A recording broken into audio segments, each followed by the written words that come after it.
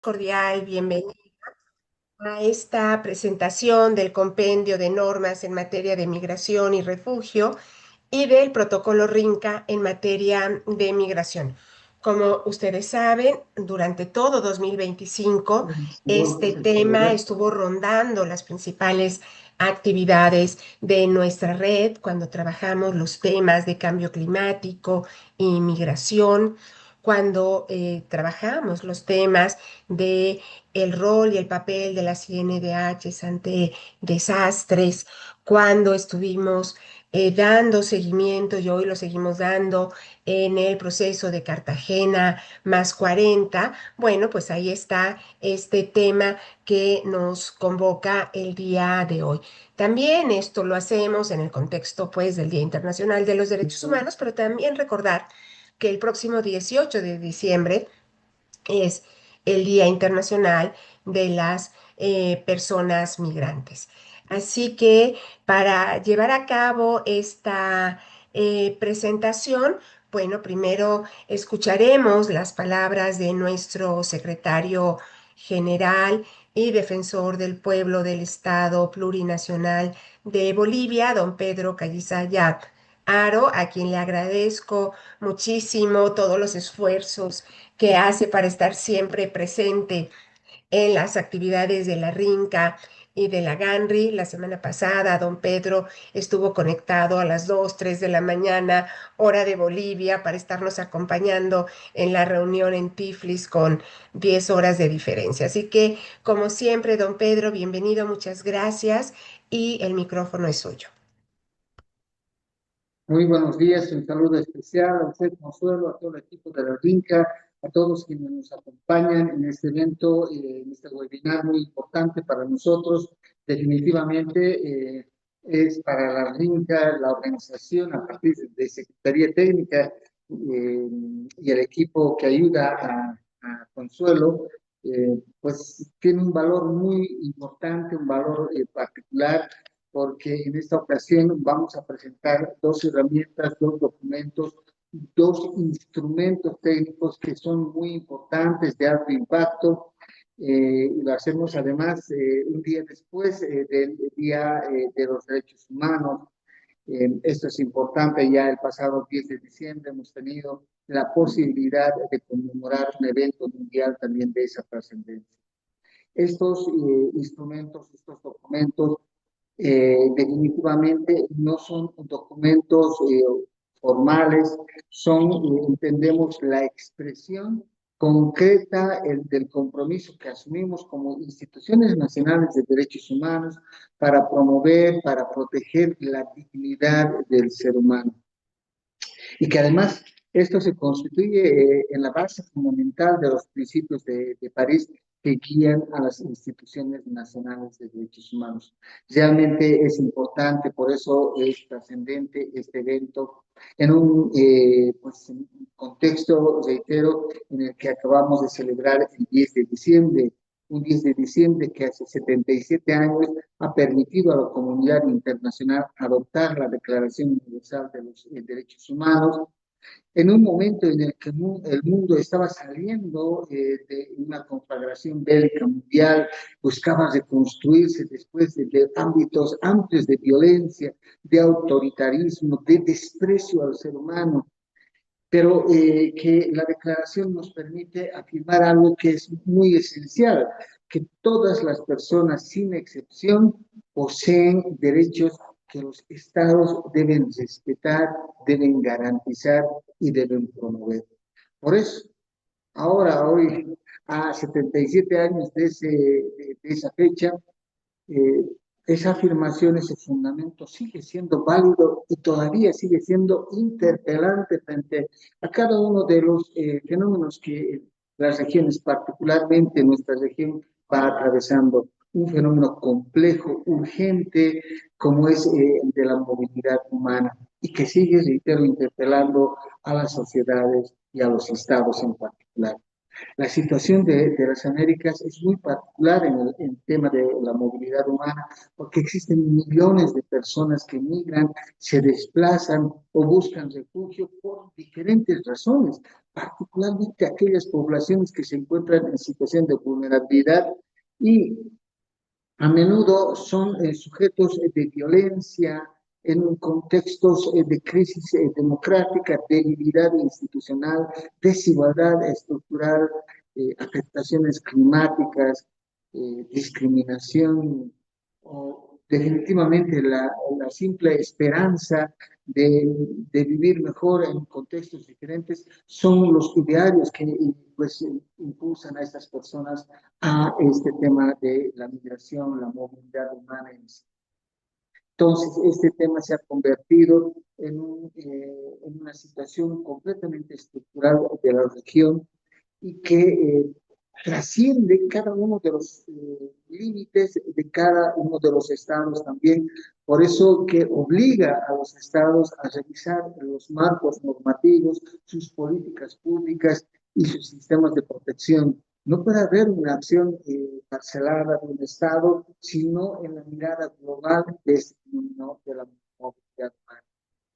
También esta declaración a 77 años interpela a las instituciones, instituciones que como la Defensoría del Pueblo, las instituciones nacionales de derechos humanos y todas las instancias del Estado, pues estamos viendo desde fuera de repente este tema de los flujos migratorios, pero también la necesidad de que las sociedades puedan responder, de que los estados puedan responder frente a esta situación de vulnerabilidad de estas personas que se encuentran en situación de movilidad.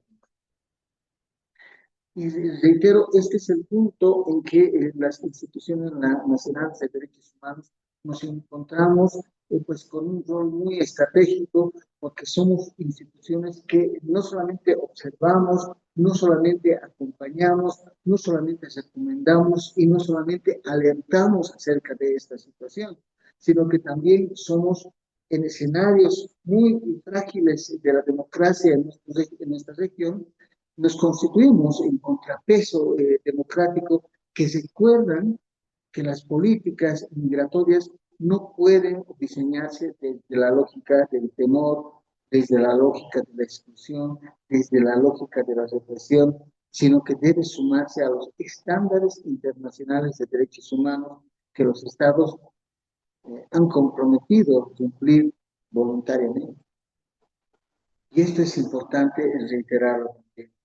Quienes migran, las personas que están en situación de movilidad humana, no es que pues, se encuentran desprovistos de derechos, sino que llevan consigo mismo en su calidad de seres humanos, son portadores de estos derechos, de una historia, pero también de temores que han impulsado esa movilidad y esperanzas en la búsqueda de nuevos horizontes.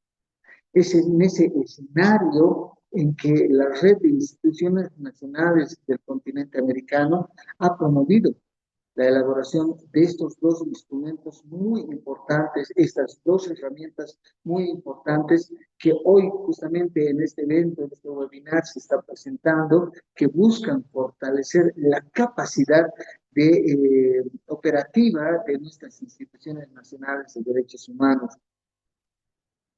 Yo sé que a lo largo de este webinar lo van a ver con detalle, pero para mí es importante mencionar y hacer una referencia breve acerca de estos documentos.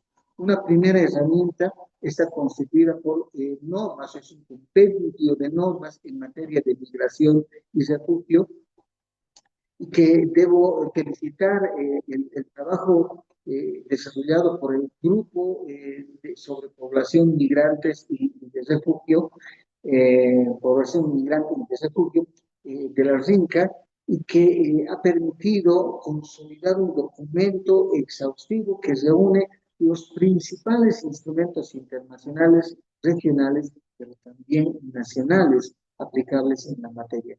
Y creo que ahí está el valor que ofrece este compendio, porque es un mapa normativo claro y fácil de uso, y está actualizado al momento de su recopilación y que va sin duda orientar la realización de intervenciones, formular recomendaciones, incidir en reformas legislativas y monitorear el cumplimiento de obligaciones estatales. Eh, Tiene un carácter regional, definitivamente, y creo que, reitero, esa es su fortaleza, porque hace una descripción de los diferentes países en su normativa vinculada a la temática y que esto va a permitir, y reitero, incluso identificar acciones conjuntas entre las diferentes instituciones nacionales de derechos humanos que somos parte de esta región. Permite además identificar buenas prácticas, así como vacíos que se pueden presentar en la normativa, pero sin duda el máximo valor creo que está también vinculado a generar sinergias que respondan a la naturaleza transfronteriza de la movilidad humana. Está clara la situación, no podemos realizar acciones desde un solo Estado, sino en una forma conjunta. Ningún país puede enfrentar este fenómeno de manera aislada y este tipo de herramientas definitivamente facilita una mirada compartida, una mirada coordinada, una mirada coherente y eficaz en el momento de enfrentar este flagelo.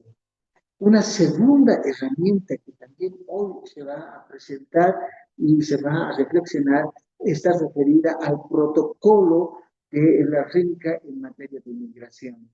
Eh, este protocolo lo que hace es establecer criterios comunes de actuación de las instituciones nacionales de derechos humanos de la región, pues, que están sobre la base de la afectación a las personas migrantes, solicitantes de asilo, refugio y desplazamiento, y refugio, solicitantes de refugio. Define principios de intervención, mecanismos de articulación y orienta prácticas, como lo decíamos hace un minuto, que buscan reforzar la coherencia de intervención, potenciar el trabajo conjunto entre las diferentes instituciones nacionales de derechos humanos.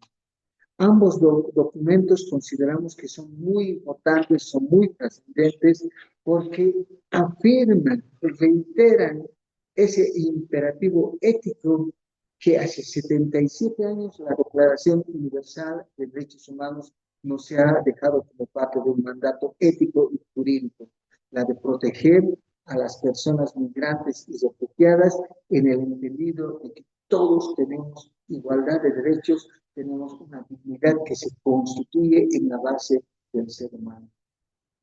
Estos documentos definitivamente no son meras declaraciones formales, como lo habíamos dicho, sino que son herramientas que definitivamente están destinadas a potenciar capacidades de coordinación, a potenciar e incitar voluntad política de las instituciones para lograr cambios. Las instituciones nacionales de derechos humanos tenemos un mandato, tenemos la responsabilidad de velar porque los estados cumplan con su normativa, cumplan con sus compromisos internacionales, cumplan con sus obligaciones de respeto a los derechos humanos, pero también estamos en la obligación como instituciones nacionales de derechos humanos de generar, construir y potenciar narrativas que no ven a las personas migrantes como amenazas, como sujetos que no tienen derechos ni dignidad, sino por lo contrario, considerar a los mismos, entre todos, como todo ser humano, parte de imputación de derechos en condiciones de igualdad, así como pues, a partir del reconocimiento de la dignidad que cada ser humano tiene.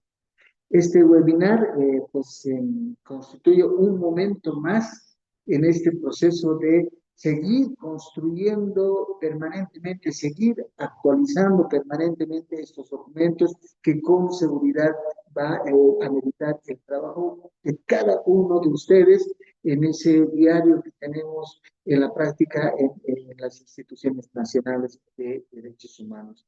Y por supuesto, el valor de estos documentos sin duda va a depender de la aplicación práctica que cada uno de nosotros también realizamos desde nuestras instituciones, desde las sociedades, desde todos aquellos que nos encontramos involucrados en la temática. Quiero agradecer nuevamente a todas las instituciones que han ido cooperando en la realización de estos documentos, a todos quienes son partes del grupo de trabajo sobre población migrante y de refugio, a todas las instituciones nacionales de derechos humanos que han compartido su información, sus experiencias, el marco normativo que rige en cada uno de sus estados, a agradecer al Diálogo Diverso, con quienes hemos tenido un acuerdo de colaboración y trabajo conjunto, y a todos quienes de una u otra manera han aportado a llegar a estos dos productos. Por supuesto, a Juan Carlos Arjona, que es el consultor, es responsable del acompañamiento técnico de la construcción también de estos documentos. Muchísimas gracias y un particular saludo también a Consuelo Olvera, la secretaria técnica de la RINCA, así como a todo el equipo que acompaña a Consuelo, porque definitivamente la organización de estos eventos, el proceso de acompañamiento a la construcción de estos documentos implican una labor comprometida, una labor constante que ustedes lo están desarrollando, Consuelo, del equipo también de la RINCA. Pues muchísimas gracias, que sea una jornada fructífera en el conocimiento, en la reflexión de estos documentos que hoy estamos presentando. Muchas gracias.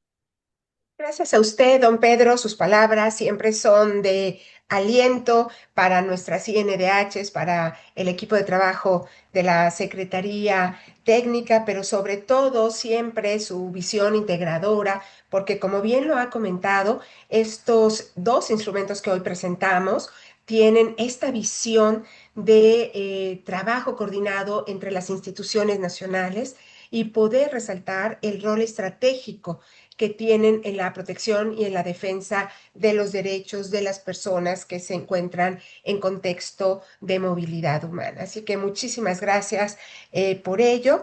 A continuación, me es de verdad muy grato poder presentar a ustedes al maestro Juan Carlos Arjona, con una muy larga trayectoria en materia de derechos humanos desde muy distintas perspectivas. Él ha formado parte de organizaciones de la sociedad civil, ha formado parte también de organismos públicos de derechos humanos y ahora se encuentra en un nuevo e interesante desafío como magistrado de circuito en materia administrativa.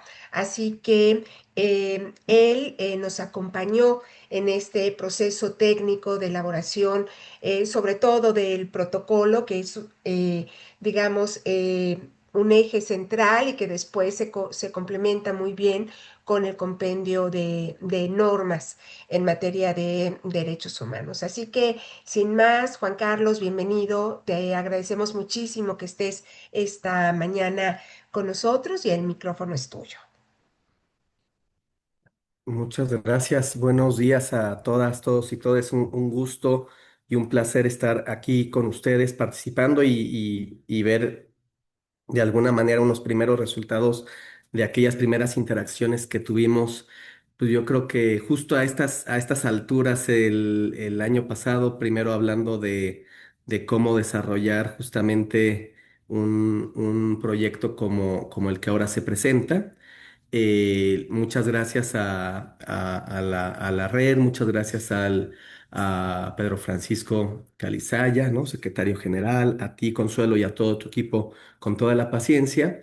Y pues, sin más, pues empezar a comentar algunas de las cuestiones justamente vinculadas al protocolo. Lo primero también agradecer a Vania Yael Núñez, quien me estuvo apoyando, colaborando justamente en este proceso de elaboración de estas ideas del protocolo. Y pues lo que, digamos, todo, ahora sí que todos los años de experiencia, o al menos de los años que he estado trabajando en los temas de derechos humanos, Una de las primeras cosas que me queda siempre clara cuando se elaboran un documento como estos es que siempre son una primera chispa o flama de iniciación de algo, porque en realidad lo importante es que luego cómo alimentamos ese fuego, por decirlo de alguna manera, que avive, que logre que se expanda, ¿no? Que se use y que crezca, ¿no? Ello porque el tema de derechos humanos como casi ningún otro tema es de constante movilidad, constante evolución y progreso, y entonces lo importante es reconocer que existen estos esfuerzos que ponen un cimiento inicial y que lo importante es que las diversas personas, si es que lo consideran útil, las herramientas, tanto este protocolo como el compendio, pues lo vayan alimentando y se vaya ajustando, modificando, actualizando conforme va pasando el tiempo. Este protocolo pues se planteó en 7 secciones a partir justamente de algunos elementos que se nos planteó de vínculo también con la Declaración de Cartagena y con la normatividad existente a nivel internacional. Este protocolo también tuvo la gran colaboración de diversas instituciones nacionales de derechos humanos que forman parte de la red, en donde se le circuló previamente un cuestionario, se le circuló también una serie de preguntas para luego tener entrevistas y conocer un poco más de sus procesos. Entonces, una de las primeras cosas que después de esas entrevistas, después de revisar también las páginas web de las instituciones nacionales y de diálogo que tuvimos justamente con la Secretaría Técnica de la red, fue, bueno, lo más importante, como siempre, es tener la información a la vista, ¿no? Es decir, hay grandes actores en todos estos procesos, tanto las instituciones en sí mismo como las personas que trabajan en ellas y que tienen grandes conocimientos, pero lo importante es hacer que toda esa información esté accesible de todos los medios posibles, pero principalmente en las que pudieran ser plataformas más estables y de mayor alcance, como podrían ser las páginas web, en donde tuvieran patrones comunes de navegación, en donde pudiera justamente estar la información condensada de todo lo que tiene que ver en cada uno de los países y a nivel regional en temas de los derechos de las personas migrantes o personas sujetas a movilidad, ¿no? O en contextos de movilidad. Y también de las buenas prácticas o experiencias. Entonces, en este protocolo más adelante, justo en el punto sexto, se comentan algunas buenas prácticas, pero lo importante es que, como les decía, sea un primer paso para que las instituciones digan, oye, acabo de hacer esto, ¿no? Esto es una cuestión nueva que acabamos de hacer, acabamos de lograr un éxito en atención a la atención a una persona o a un grupo de personas en caravana o éxodo, como luego le vienen llamando aquí en México cuando se dan estas grandes movilizaciones, ¿no?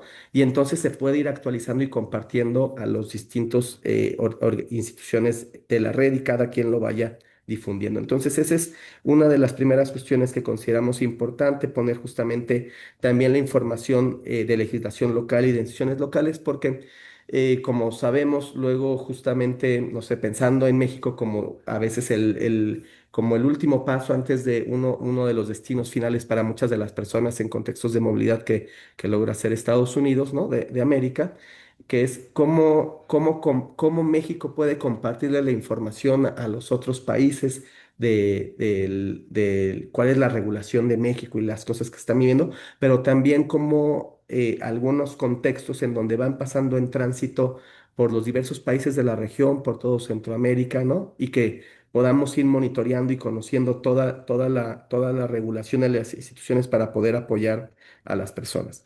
El otro es que cada institución nacional conoce sus contextos y que sería importante también saber si hay programas de apoyo de cierto tipo ¿no? Digamos, muy focalizados en el país, ¿no? Ya sea tanto para poder proporcionar información a las personas en contextos de movilidad como para tratar de, pues también imitar o tratar de replicar esas buenas prácticas de gestionar ¿no? ese tipo de apoyos. Pensemos en cómo las diversas agencias de cooperación de diversos países, y más ahora que estamos en una crisis de temas de cooperación internacional y cómo podemos hacer que algunas de estas buenas ideas y prácticas que se van dando puedan replicarse y que se puedan, digamos, utilizar en diversos países. Por ejemplo, la información, entre otras cosas, de becas a personas que llegan a los países pidiendo, ¿no? El estatus, ¿no? De refugiado o que están en una situación con algún tipo de estatus migratorio de carácter humanitario. Y digamos, un poco haciendo un comercial, acaba de salir una y se los puedo compartir un poquito más adelante en el chat. Una beca que le llaman Odyssey del Institute of International Education, que está enfocado para personas que tienen el carácter de refugiado en México, y que puedan obtener cierto tipo de apoyo para manutención y educación, por ejemplo, ¿no? Pero ese tipo de, por ejemplo, de becas, apoyos, ¿no? Que puedan justamente estarse dando a conocer y que la gente sepa, ¿no? Y que puedan acceder a través de las propias instituciones nacionales de esta información. Luego también están las diversas acciones de prevención que también son muy, muy importantes, en donde ahora sí que la identificación de las situaciones de riesgo, ¿no? Toda esta información que nos ayuda a hacer análisis de diversos contextos como situaciones de riesgo, relacionándolo nuevamente con los temas de Cartagena y del tema de cambio climático que se abordó justamente en esta, ¿no? Cómo identificar dónde empieza a haber en ciertas regiones de los diversos países de la región, derivados del cambio climático, cierto tipo de desastres, de contextos en donde la gente empieza a tener que moverse, ¿no? ¿No? Un desplazamiento interno o un tema ya de migración internacional para justamente pues tratar de evadir estos, ¿no? O tratar de sobrevivir a estos desastres, ¿no? Y entonces cómo poder tener este tipo de información, ¿no? Que nos logre dar a conocer qué está pasando y tratar también de contribuir en las prevenciones, ¿no? Y lo otro es también saber quiénes son las personas que están migrando para poderles apoyar debidamente. Nuevamente, estas grandes movilizaciones que vienen de distintas partes, ¿no? De la región, por ejemplo, nuevamente conociendo un poco más el contexto de México, cuando empezaron a llegar grandes movilizaciones en 2018, una de las cuestiones que parecía como incluso a veces contradictorio con los roles de las instituciones, ¿no? En la Ciudad de México, cuando llegaron 10.000 personas migrantes, uno decía, bueno, la Secretaría de Gobierno de la Ciudad de México es quien tendrá que coordinar, porque su labor es coordinar las labores de las instituciones públicas de la Ciudad de México, junto con las instituciones federales sobre el tema. Pero lo cierto es que las personas migrantes, los colectivos, los líderes de los grupos y asociaciones que estaban justamente apoyando, pues tenían más confianza en la institución de derechos humanos que en las instituciones de gobierno, ¿no? Por la situación irregular justamente que se dieron estos contextos de movilidad colectiva. Y entonces la Comisión de Derechos Humanos de la Ciudad de México se tuvo que dar a la tarea de tomar estos registros, porque lo importante era saber, pues, quiénes, ¿no? Quiénes son, de dónde vienen, cómo se les puede apoyar. Entonces, todos estos datos son muy relevantes porque, para darles un poco el contexto, las personas ya habían estado en Chiapas y habían transitado varias entidades, varias partes de México, pero no se tenía un registro de quiénes eran, ¿no? Y entonces, ¿cómo prever una serie de programas sociales, de políticas que pudiera brindar a partir de la Constitución de la Ciudad de México que se esgrime como una ciudad santuario para personas migrantes? ¿Cómo brindar todo eso, lo que sería esas políticas si no se tenían los datos? Entonces, esto es muy importante, todos estos datos, pero que también contribuyen si las instituciones nacionales, que es donde hay luego confianza para las personas para acercarse y brindar esta información, pueden ayudar a la recopilación y el monitoreo. También justamente al ser un repositorio, ¿no? Digamos, una de las sugerencias es que estos repositorios de información y de difusión, pues tengan la información de a qué instancias pueden acudir en caso de ser víctimas. Generalmente, pues ya sabemos el grado y en situación de vulnerabilidad que se encuentran las personas en contextos de movilidad. Y entonces es muy importante que sepan a quiénes acudir y que no se sientan inhibidas de que, pues, si sufren algún tipo de agravios, ya sea por particulares o por los propios servidores públicos, saber que pueden acudir a instancias con seguridad y ante quienes acudir. Por eso también es muy importante el cuarto punto, justamente que se propuso en este documento, que es los mecanismos de cooperación, ¿no? Ya sea interna en las propias instituciones nacionales.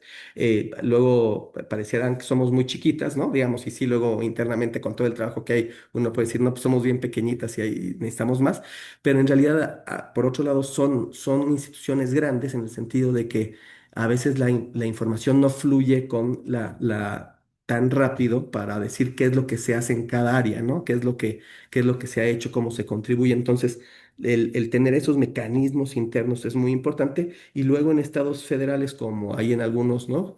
Yo digo nuevamente México, pero hay muchos otros que son estados federales con diversas instituciones locales y federales. La colaboración que hay entre estas instituciones y claramente, pues lo más relevante de esta red, que es la colaboración internacional entre las propias instituciones de la red, ¿no? Es decir, cómo algunas cuestiones en donde el camino formal sería México necesita información de una persona en Colombia o de su familia o en Guatemala o con mi caminito tradicional sería a lo mejor pedirle a la Cancillería mexicana y que la Cancillería mexicana lo pida a las instituciones del gobierno colombiano y que ahí a partir de eso me llegue la información, que ese, digamos, se debe de hacer, pero en ocasiones el compartir esa información vía ¿no? institucional con otras instituciones nacionales que puedan colaborarme a conseguir la información local mucho más rápido, ¿no? También es muy útil, ¿no? Y eso se ha visto en diversos casos, ¿no?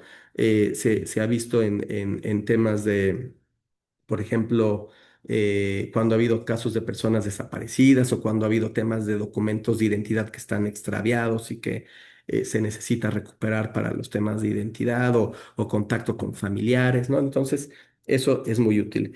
Y bueno, y ya para no alargarme mucho, nada más por último, ¿no? Más sabiendo que hay, como ya les he comentado, que hay un capítulo de buenas prácticas y demás, están los mecanismos también de articulación a través de la creación de estos indicadores. Y esto porque es muy importante hablar de los indicadores que ya de Derechos Humanos y Naciones Unidas viene hablando pues ya más de 30 años en estos temas, porque uno de los componentes que nos son muy útiles para ir haciendo adecuaciones son a través de los usos de los conceptos de accesibilidad, ¿no? En este caso, accesibilidad por temas de no discriminación, accesibilidad material, pero también de aceptabilidad. ¿Esto qué quiere decir? Pues justamente estar en constante comunicación con las personas usuarias, que en estas son las personas migrantes o las personas en contextos de movilidad y preguntarles en sus travesías, en sus experiencias, qué necesitan, cómo las instituciones nacionales pueden colaborar para que sus derechos sean, digamos, respetados y estas personas puedan exigir y sentirse protegidas, de mejor manera. Con esto voy terminando. Está también el compendio, que es muy interesante. No lo estoy dejando de lado. Lo que pasa es que hablar del compendio y hablar de cada normatividad, lo único que creo que sí es muy importante del compendio y de la herramienta y la posibilidad incluso de ponerse en sitios web, es que cuando uno hace una de estas investigaciones o de cualquier otro tema, por ejemplo, hablando solo de derechos humanos, es una gran viacrucis, hablando ahorita que aquí en México estamos en el Día de la Guadalupana y demás, ¿no? Es un viacrucis el tener que estar tratando de encontrar información en las distintas páginas de los gobiernos, de los poderes legislativos o judiciales en los diversos países de la región, ¿no? Claramente cuando uno es del propio país, tú sabes cómo manejar esas bases de datos, cómo localizar la información de leyes actualizadas, pero cuando uno está por fuera, o cuando está en un tercer país y está tratando de localizar información de Argentina, de Uruguay, eso se vuelve un reto. Y estos compendios logran ser una gran herramienta para quien necesita tener información confiable, inmediata sobre cierta legislación hizo para principalmente ver cómo apoyar a las personas. Con esto terminaría, Consuelo, perdón por haberme extendido. No, al contrario, de verdad que muy claro, muy interesante y sobre todo que ayuda a entender de manera clara para qué sirven estos instrumentos, por qué los hacemos, por qué es importante que las CNDH se apropien de su contenido, que puedan aplicarlo, que puedan intercambiar con sus colegas de otras CNDHs, sobre cómo fortalecer su contenido. Así que estamos más que agradecidos con tus palabras y con el tiempo que nos has brindado. Em, Ahora vamos a ceder el uso de la voz a Joseph Salazar, quien es parte de la organización con quien tenemos una relación constante de intercambio, diálogo diverso y que sobre todo ellos han puesto énfasis en el tema de movilidad humana y personas LGTBIQ+. Así que, por favor, estimado Joseph, cuando gustes empezar, te vamos a escuchar. Muchísimas gracias, Consuelo. Muchas gracias a todos, a todas, a todos por estar aquí. La verdad es un gusto. Bueno, me presento. Mi nombre es Joseph Salazar. Yo pertenezco a la Fundación Diálogo Diverso. Estamos ubicados en Ecuador, en la ciudad de Quito, aunque también tenemos sedes en otras partes también del país. Y es un gusto, pues, colaborar en un evento tan importante como este. La verdad que es sumamente importante, sobre todo porque Diálogo Diverso se dedica directamente a la atención a población LGBTIQ+. En Diálogo Diverso atendemos no solo a población LGBTIQ+, en movilidad humana, sino en realidad a todas las personas vulnerables que en algún momento necesitan también este tipo de atención. En ese sentido, este evento como tal nos parece sumamente pertinente e importante para el rol que tenemos como Diálogo Diverso. Entonces, con esto quisiera dar un breve comentario de unos minutos sobre todo sobre el tema del protocolo, que me parece bastante interesante. Y creo que tengo tres ideas que voy a un poco dar cuenta en esta presentación. Primero, que la movilidad humana debe entenderse desde una mirada interseccional y no desde una visión neutra o no desde una visión masculinista, que creo que el texto realmente sí lo hace. Tiene una visión interseccional donde pone foco no solo sobre la población migrante, digamos, y usualmente cuando pensamos en personas migrantes pensamos casi siempre en hombres, pero el texto es muy enfático en mencionar a mujeres, a población LGBTQ+, a personas con discapacidad de movilidad, y creo que eso es muy rico y muy importante. Eh, Segundo, otra idea que me parece importante también en el texto es que se hace explícito que las INDH tienen un rol clave, no solo en el tema de monitoreo, sino también en temas de incidencia, también en este contexto regional donde cada vez vemos mayores restricciones en temas de derechos humanos, restricciones en los temas de movilidad en general, de refugio. Yo creo que en ese sentido el rol que tienen las INDH son sumamente importantes. Y la tercera idea que me parece relevante es sobre todo cómo las organizaciones como Diálogo Diverso, pero también la Red Regional por la Movilidad Humana, de la que somos parte. La red es una articulado de organizaciones LGBTIQ+, de diferentes países de América Latina que nos dedicamos a la atención humanitaria. En ese sentido, nosotros también hacemos una labor complementaria a las INDH, ¿no? Porque también generamos evidencia, generamos datos, generamos información y en ese sentido también hacemos un llamado también para poder articularnos con ustedes, para poder seguir elaborando, producir información y hacer también labores de incidencia como tal, ¿no? Ahora, una de las cuestiones que me parece importante es que, y que se resalta en el protocolo, es que entiende a la movilidad humana como un fenómeno multicausal y cambiante, es decir, la reunificación familiar, las crisis políticas, sociales, económicas y también factores climáticos. Pero sobre todo reconoce algo fundamental: la movilidad no impacta igual a todas las personas. Se habla explícitamente de poblaciones con atención prioritaria, como mencionaba, mujeres, niñas, personas LGBTQ+, personas con discapacidad, etcétera, ¿no? Esto es clave porque si el diagnóstico es interseccional, entonces la respuesta estatal también tiene que ser interseccional, es decir, las políticas deben estar dirigidas también, sobre todo, a enfocarse en los grupos prioritarios y enfocarse también en necesidades específicas. Y creo que en el texto también se hace explícita esta necesidad en torno a estas necesidades específicas de poblaciones vulnerables. Eh, el texto también ubica el contexto internacional y regional, y esto es importante porque ahí vemos un clima de endurecimiento, políticas antiderechos y discursos que criminalizan a personas de movilidad. Es decir, el texto brinda un contexto, aunque es bastante breve, pero yo creo que brinda un contexto sumamente importante de la situación en la que estamos viviendo hoy en día, en donde vemos riesgos muy concretos, como deportaciones aceleradas, desapariciones forzadas, extorsión, trata de personas, violencia sexual, entre otros, ¿no? Y para la población LGBTIQ más de movilidad, estos se suman riesgos muy específicos, como es la violencia por prejuicio, barreras en el acceso a refugio, salud, falta de empleo, falta de reconocimiento de identidades, etcétera, etcétera, ¿no? En ese sentido, también em, algo que me pareció muy, muy, muy importante en esto es cómo el texto también posiciona a las INDH como instituciones que tienen una independencia con respecto a intereses políticos o intereses particulares y cómo su labor principal tiene que ver con el sostenimiento de los derechos humanos como tal en cada uno de los países y a nivel regional.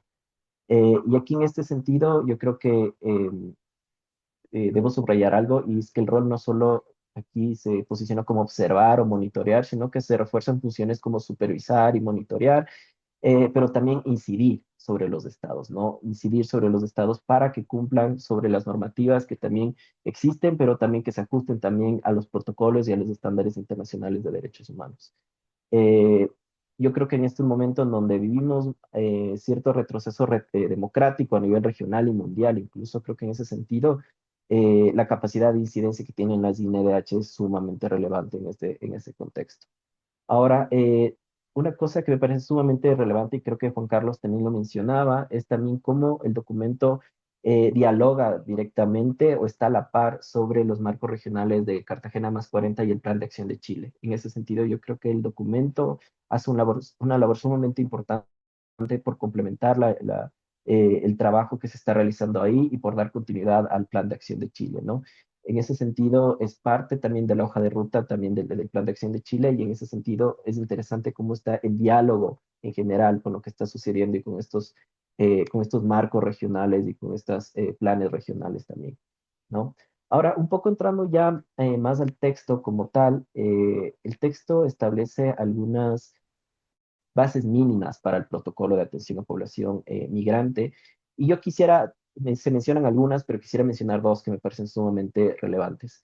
La primera tiene que ver con emitir información veraz, comprensible y útil para las personas de movilidad humana. Y yo creo que esto es sumamente relevante y yo creo que en Diálogo Diverso hemos hecho un trabajo también sobre esto, porque las dinámicas de la movilidad humana, las políticas, las leyes son muy cambiantes y lo que debemos hacer es constantemente actualizarnos y constantemente saber lo que está sucediendo a nivel nacional, regional con respecto a las leyes, las normativas de movilidad humana. En ese sentido, yo creo que el hecho de emitir información veraz, verificada, yo creo que de parte de las INDH, pero no solo desde las INDH, sino desde las organizaciones de la sociedad civil, yo creo que es sumamente relevante en ese sentido. Yo creo que eso es algo muy importante de resaltar en el texto. El segundo énfasis que me parece importante como una de estas bases primordiales tiene que ver con la producción de datos de información desagregada.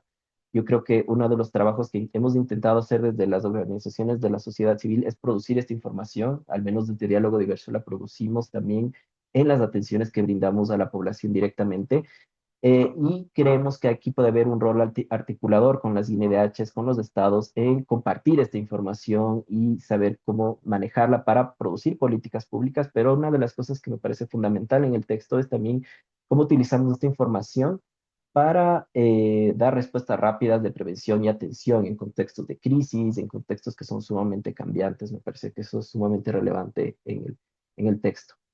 Ahora, no quisiera demorarme mucho también, pero quisiera hacer ya poco a poco un cierre con respecto a, al tema del protocolo. Quisiera mencionar algo con respecto a las organizaciones de la sociedad civil, y es que también, como ustedes saben, hacemos también labores de monitoreo.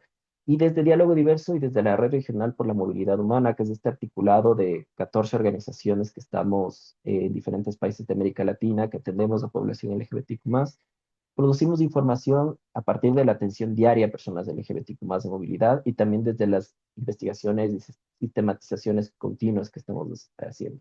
Esta evidencia que nosotros tenemos, ¿no? Permite de alguna manera identificar patrones, permite identificar lo que hemos llamado, por ejemplo, en Diálogo Diverso, un perfil de usuario, un perfil de las personas que atendemos, más o menos cuáles son las características generales que atraviesan a las personas de movilidad humana. Y yo creo que esto es algo que también está muy enlazado con el texto del protocolo, que aquí también lo que se busca es que también podamos identificar patrones, podamos identificar perfiles de personas, y yo creo que eso es sumamente relevante para un trabajo mucho más preciso con las poblaciones a las que queremos atender. Y bueno, con esto quisiera dar un mensaje final ya para cerrar esta intervención, y es que nosotros proponemos desde este ámbito que debe haber una alianza o una mayor articulación entre INDHs, entre el Estado y la sociedad civil en estos procesos. Creemos que la única manera de realmente cambiar las realidades específicas de estas poblaciones a las que les atraviesa estas múltiples interseccionalidades es realmente a través de una labor articuladora entre estas diferentes instancias, ¿no? Entonces necesitamos la investigación, sí, pero necesitamos también la labor de las organizaciones de la sociedad civil como nosotros, que estamos brindando atención humanitaria. Necesitamos a las INDH, que también están constantemente monitoreando, que están constantemente monitoreando las normativas nacionales y cómo estas compaginan también con lo internacional, etcétera, ¿no? Entonces, en ese sentido, pues hago un llamado y sobre todo también hago una felicitación también a la RINCA por haber producido este texto, por habernos invitado también a este espacio. Sabemos que son tiempos bastante complejos, sin embargo, yo creo que más que nunca esta labor, este trabajo que han hecho ustedes es sumamente importante, y sabemos que esto nos ayudará a seguir enlazándonos y a seguir pues articulándonos de la mejor manera para atender a la población en movilidad humana, que es la población en la que justamente está en mayores vulnerabilidades. Así que muchísimas gracias.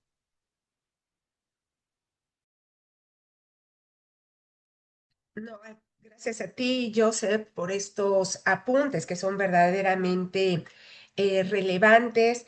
Has tocado puntos claves que serán la hoja de ruta para nuestro trabajo 2026 con el grupo de trabajo sobre población migrante y refugio de la RINCA, pero que además con una estrategia nueva, porque estamos ya trabajando de manera conjunta los grupos de trabajo para complementar las visiones de esto. Tú has tocado temas centrales como evidentemente las personas en contexto de movilidad humana son personas vulneradas, pero además se le van sumando otras vulnerabilidades y sobre eso vamos a centrar nuestro trabajo y por eso tendremos, adelanto ustedes, 2026, una serie de procesos de capacitación con la Fundación Diálogo Diverso para poder fortalecer nuestras capacidades. También ha mencionado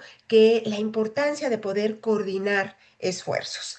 Y por eso es que las CNDH, la RINCA, se ha hecho llegar de alianzas estratégicas para poderlo hacer y diálogo diverso es uno de ellos. En unos momentos más también vamos a abordar este tema porque hemos sumado también otros esfuerzos a través de EDUDER, ahora lo vamos a ver en unos instantes más, pero no quiero dejar pasar la oportunidad y ya ceder el uso de la voz a nuestro colega Pablo Pérez de la Defensoría del Pueblo de Ecuador y quien es el coordinador de nuestro grupo de trabajo de movilidad humana, de migración y de refugio, que me gustaría recordar cuál es el origen de nuestro compendio de normas en materia de migración. Y esto surgió a partir del trabajo del grupo y que de manera muy atinada nuestro colega Aldo Cortés de Bolivia dio cuenta de la necesidad de construir este instrumento. De ahí que hubo una coordinación muy positiva, Ecuador, Bolivia, y después sumamos también a todos nuestro grupo de trabajo, insisto, para poder coordinar este esfuerzo que hoy también presentamos y que pues ofrece este panorama normativo claro y de consulta ágil. Así que nuevamente gracias, felicidades a nuestro grupo de trabajo porque es el esfuerzo de cada una de las INDHs que conforman nuestra red que podemos presentar este trabajo. Así que, querido Pablo, el auditorio es tuyo, así que te escuchamos. Estimada Consuelo, un cordial saludo a todas las personas presentes, a nombre del doctor César Macer Córdoba Valverde, defensor del pueblo del Ecuador, un abrazo fraterno para todos y todas. Pues bien, muchísimas gracias por darme este espacio para comentar respecto tanto al compendio como al protocolo de detención que el día de hoy se está lanzando desde la red, desde la red de la RINCA, conjuntamente con los otros estratégicos que tenemos parte de la... Un momento, por favor. Tenemos parte del compendio. Si me permitirían, por favor, presentar un... Compartir pantalla, le agradecería mucho. Sí. A ver, tú nos dices, Pablo, para que todavía no vemos nada más que a ti, por supuesto. Ya,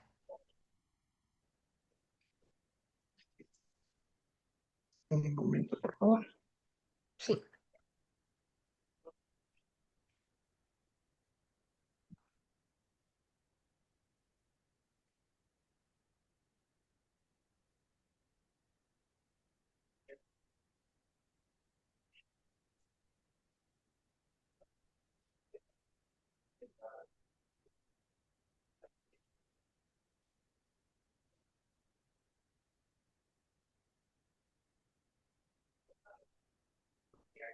Todavía no vemos nada, Pablo, pero ya tienes Me compartir indican si es pantalla. que está compartiendo, por favor?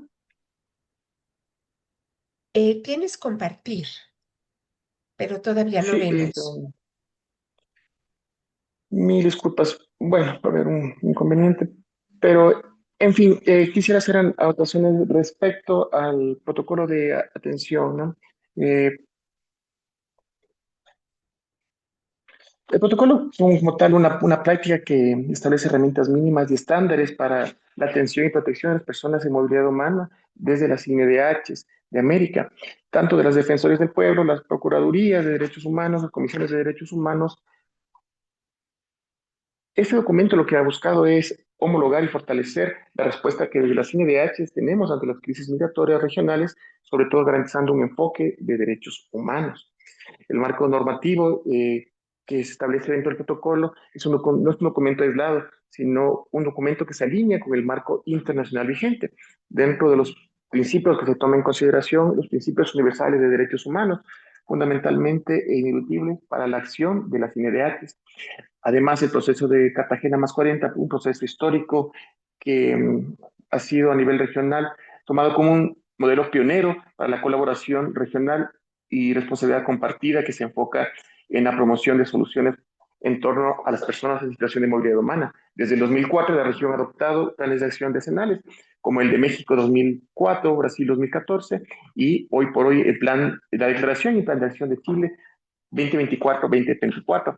En este marco normativo más reciente y relevante en la región, se busca la protección internacional y la cooperación en materia de movilidad humana, donde las INDH tenemos acciones que desarrollar en el marco de protección de derechos.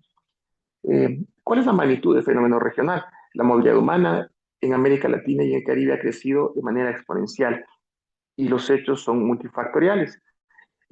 Según los datos del Departamento de Asuntos Económicos y Sociales de Naciones Unidas, de UNDESA, estima que 48.2 millones de personas se encuentran en contexto de movilidad en la región, de las cuales el 26% de estos flujos son niños, niñas y adolescentes.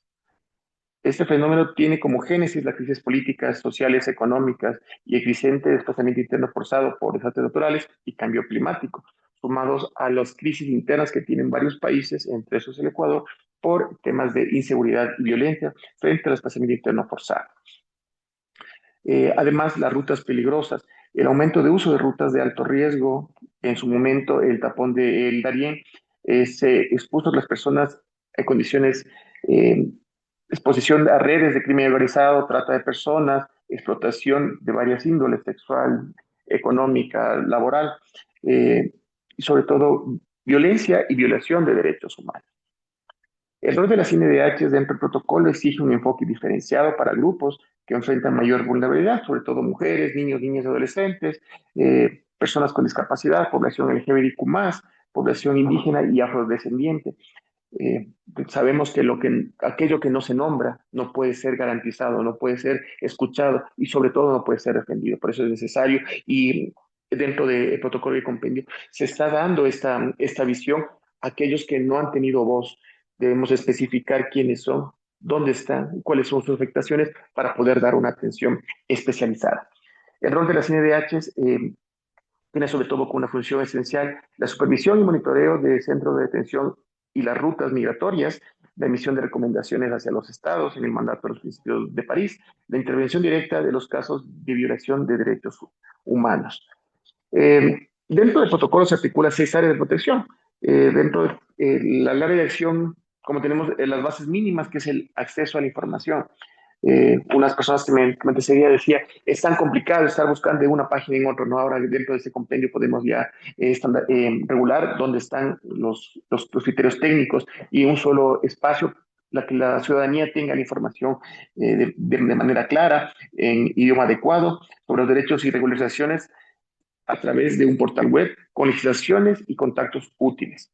Además, dentro de la línea de atención de acciones de prevención, lo que se busca es evitar la violencia de derechos y la propagación de la xenofobia a través de monitoreos de riesgo, sobre todo de seguridad y desastres y patrones migratorios. Además, se busca desarrollar campañas de alertas tempranas, sobre todo en temas de xenofobia, discriminación y aporofobia. Si bien la migración es parte intrínseca de la humanidad, pero creo que donde a la humanidad le ha molestado es la aporofobia. ¿Qué pasa con la persona pobre? La persona pobre es aquella que necesita tener más atención, más garantías, porque esa persona no ha salido por una situación específica, sino por un tema estructural de los estados, no han podido dar respuesta a sus connacionales. Y parte de esto es el reflejo de la migración de aquellas personas que corresponden a los quintiles más pobres de la ciudadanía. La atención y la cooperación.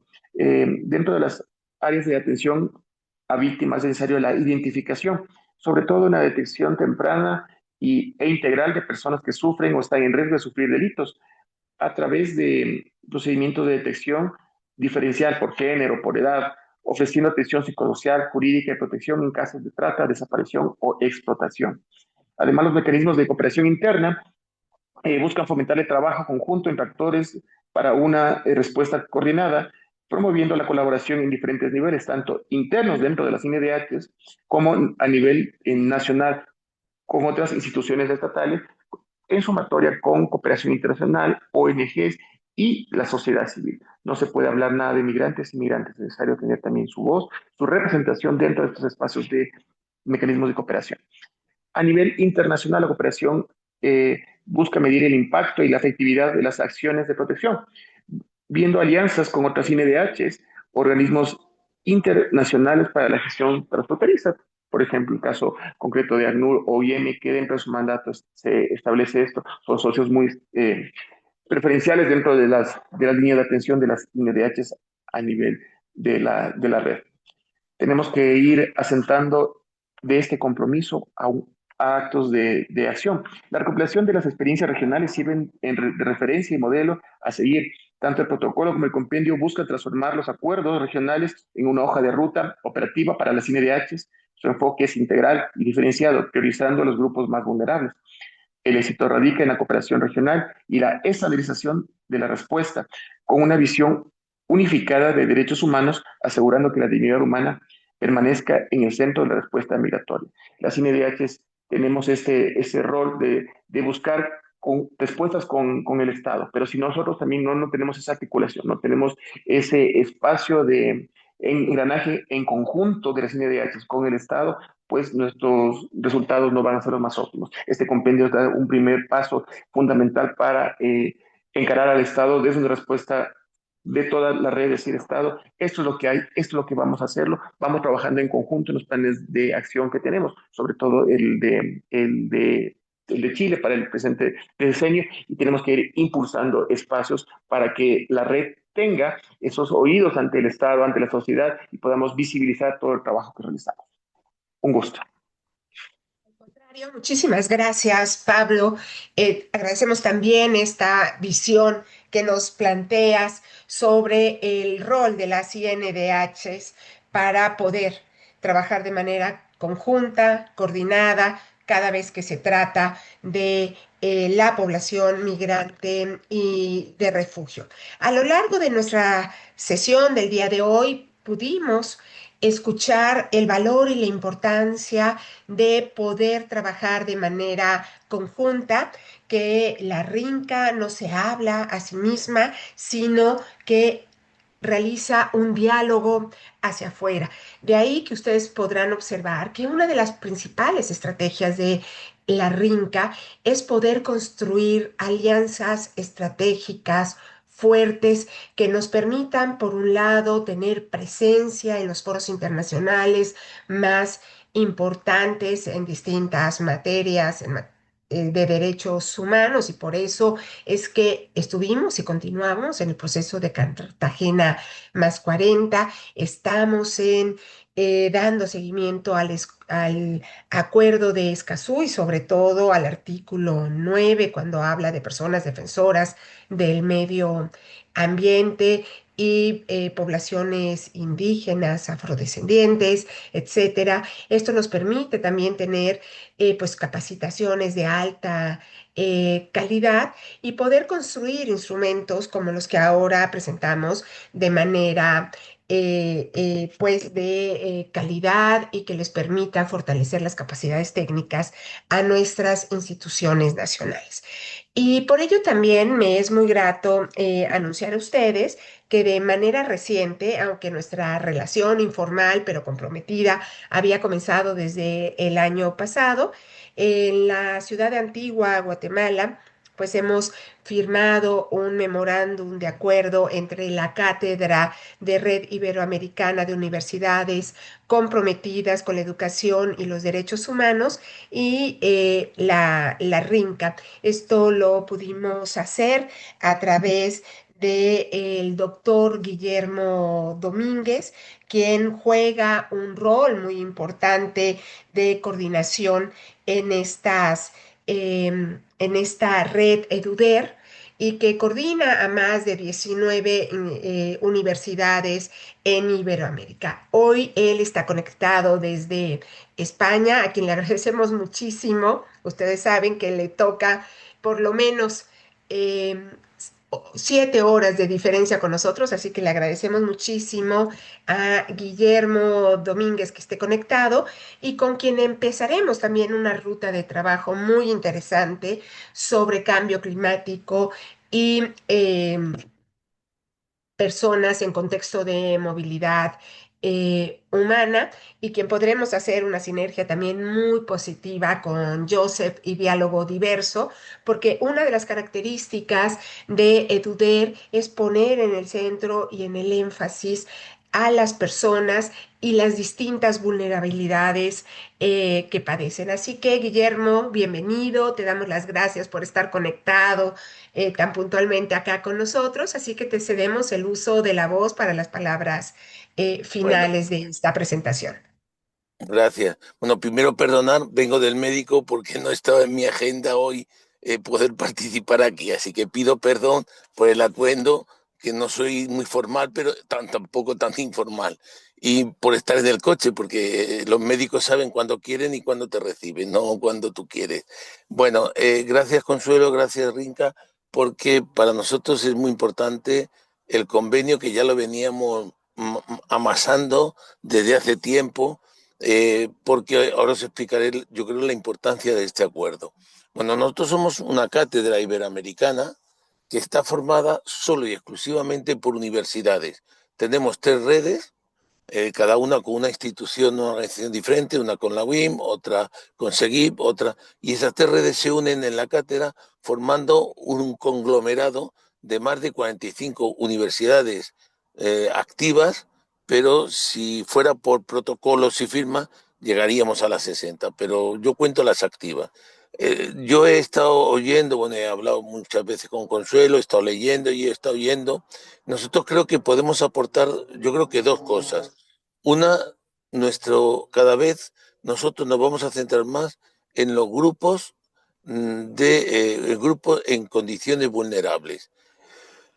Esto significan 6 grandes grupos que hemos detectado y que vamos a ir trabajando uno por uno. De momento los estamos trabajando de forma grupal, ahora hablaré de ello. Está por un lado el grupo de discapacitados en condiciones sociales vulnerables, mujeres, refugiados, todo el tema de multiculturalidad, tema de LGTBI, que es lo que decía Consuelo ahora mismo y que está oyendo, y por último también gente que esté en centros penitenciarios. Entonces nosotros nos parece que la vulnerabilidad es clave en estos momentos para luchar por los derechos humanos. No es cuestión de hacer grandes planteamientos, sino de ir poco a poco. Y el primero que hemos empezado es con un proyecto que nos ha dado Europa sobre el acceso, el derecho a la educación universitaria de estos grupos, vamos, de estos y más grupos, pero vamos, fundamentalmente esto nos ha llevado a definir los grupos, a definir cómo se está trabajando y experimentando que tanto en el acceso, el no abandono, como en la integración en el mundo laboral de todos estos grupos como elementos clave. Este es lo que llamamos el proyecto EDUDE. Y ahora se va a presentar un proyecto que es el MUFE, que es cómo a través de la formación profesional se puede insertar, incorporar a las mujeres a, por un lado, la empleabilidad, pero también el emprendimiento, de tal forma que puedan ser autónomas para poder valerse por sí mismos y luchar contra la violencia que hay en estos momentos, que puede ser una de las claves, precisamente su autonomía e independencia. Y luego hemos creado un observatorio en donde estamos trabajando codo con codo con Consuelo, como secretaria general, además del Observatorio Iberoamericano de Derechos Humanos y Educación, y la idea es trabajar varios temas, entre ellos el tema de inmigración y medio ambiente. Parece ser, votado por casi todas las personas que estaban en el comité ejecutivo, que para nosotros debe ser un tema importante. Indudablemente, de lo que he visto yo hoy aquí, sí podemos ver claramente que nosotros, al tener en 17 países universidades, porque no queremos tener muchas, tenemos 2 o 3 por país nada más, y insertada en proyectos. No queremos, bueno, una universidad, otra más. No, universidades en proyecto, universidades implicadas, universidades que se están comprometiendo, ¿no? Entonces, yo creo que nosotros podemos, con esos puntos de información y con esos puntos con alto nivel de cualificación, como son en general el mundo académico, podemos ser una herramienta muy útil para RINCA, y que yo desde aquí la ofrezco para poder desde hacer diagnóstico de situaciones que está pasando en uno o en varios de estos países en donde estamos, desde evaluación de protocolos para su mejora y hasta diseñar intervenciones, colaborar con, etcétera, etcétera, etcétera. Por nuestra parte, encantado, yo como adjunto a la presidencia de la cátedra lo ofrezco, y lo ofrezco en nombre del presidente. Muchas gracias, Guillermo, por este panorama. Tenemos ya desde la RINCA una experiencia muy exitosa de trabajar con las clínicas jurídicas universitarias en materia de medio ambiente, que nos ha llevado a tener posiciones muy claras, propuestas también de seguimiento en los pues, foros regionales sobre empresas y derechos humanos, y estoy cierta que esta nueva alianza con EDUDER pues también nos va a traer frutos muy interesantes. A todas y a todos quienes han estado conectados de principio a fin en esta presentación, les agradecemos muchísimo su participación nuevamente, Juan Carlos, Pablo, Joseph, don Pedro Callisaya, Guillermo, muchísimas gracias por sus participaciones, y estaremos con ustedes 2026, sobre todo para dar guías más claras sobre el buen uso de este protocolo y de este compendio, y que podamos, insisto, sumar a otros grupos de la RINCA. Si bien seguimos operando y seguiremos trabajando a lo largo del mes, es una buena oportunidad para desearles a todas, a todos felices fiestas, que renovemos nuestro compromiso de protección, defensa, promoción en materia de derechos humanos en un contexto verdaderamente complejo para el tema que nos convoca día con día, no solo como una forma de trabajo, sino como una convicción de vida. Así que muchísimas gracias y que tengan todos ustedes un buen inicio 2026. Muchísimas gracias y nos vemos muy pronto. Muchas Gracias, feliz gracias. año. Feliz Gracias, año. felicidades. Hasta pronto.